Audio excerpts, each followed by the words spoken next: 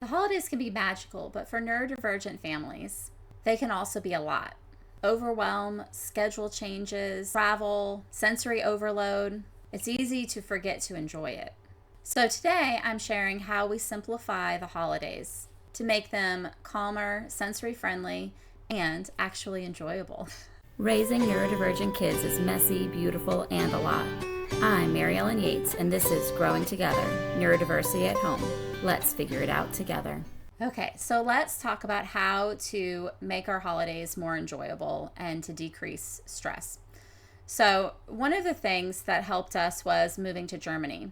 In Germany, we didn't have all the obligations of visiting all of our family, and we discovered that we really enjoyed having that time just as our tiny family enjoying the holiday. Before we went to some years, we wouldn't even decorate our home because we knew we wouldn't be there for the holiday. And it really, honestly, took some of the magic out. Even though it's wonderful to go visit family and to see everyone. So for our family, we've decided not to travel on holidays. And so what that means is other times of the year, we will travel and see family. But on holidays, if they really want to spend time with us, then they need to come to us because we're staying home. And we are fine with hosting small gatherings because then our kids are in their own environment where they feel comfortable and they know where they can go if they need some downtime and to get away from too much noise or too many people and they just need some time to themselves. They're able to do that in our home, but they're often not able to do that at other people's houses. Another thing we do is I minimally cook, or I may not even cook at all, on the actual holidays. And all these holidays are revolving around food, right? So I'm Cajun. So sometimes I just make a gumbo the night before, and that's what we eat the next day. And it's super easy and enjoyable for my whole family. My husband likes a lot of the traditional holiday spread. So a lot of times we'll compromise where on the weekend before or after the holiday, we'll do a gumbo and then we'll be eating that throughout the week. And then the day before the holiday, we'll do a more typical spread. We'll prep the food. And then my husband will do a fried turkey and I'll put some casserole type stuff like sweet potato casserole or green beans and stuff, and I'll put those just in the oven the next day so that I'm able to enjoy the holiday because I hate holidays where I'm working the whole time. It's not relaxing for me. Or sometimes we'll do the big feast on the weekend and then we just do a gumbo the night before. For the last 10 plus years, I've been growing my family. I have an 11-year-old and I have a 1-year-old. So my energy level varies depending on the year, depending on if I'm pregnant or having a baby or the age of my kids. So I don't always have a lot of energy. So I try to keep our traditions very minimal. So no matter what year it is, it's not something that's overwhelming and it's something that we actually enjoy.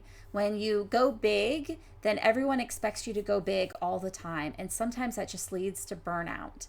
And usually you're doing it for yourself. And I've noticed over the years with my kids that they are very content with these small, simple celebrations.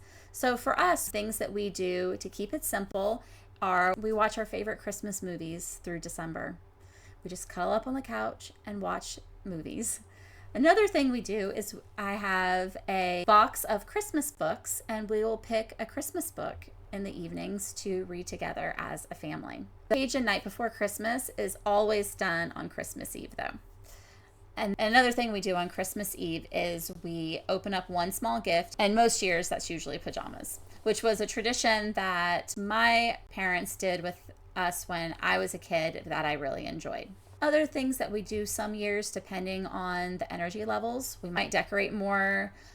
We might go to a place that has a lot of lights. Certain cities that we've lived in, they have these big light displays, and we might do that, or just go drive around in neighborhoods and go look at the lights too. And then we don't have to be outside in the cold. We've done Star from Afar, which is really fun, where we set up a nativity scene, and then we have this star that we move around every night and the kids have to find it, and the wise men are following that star around.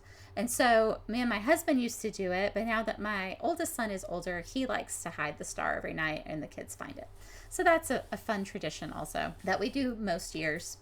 we'll put religious type ornaments on the tree every year that coincides with a scripture. You can look up Jesse tree. I do this for all of the candy sharing holidays. Is my kids get to pick out a couple of things that they really want from their stocking, and then the rest of the stuff just goes in the snack and treat bucket. That's for the whole family. And then whenever we're allowing a treat, they get to just pick from the bucket. So they all know to pick their prized item for the treat, and then after that, it's free game. We also try to keep our morning pretty slow paced.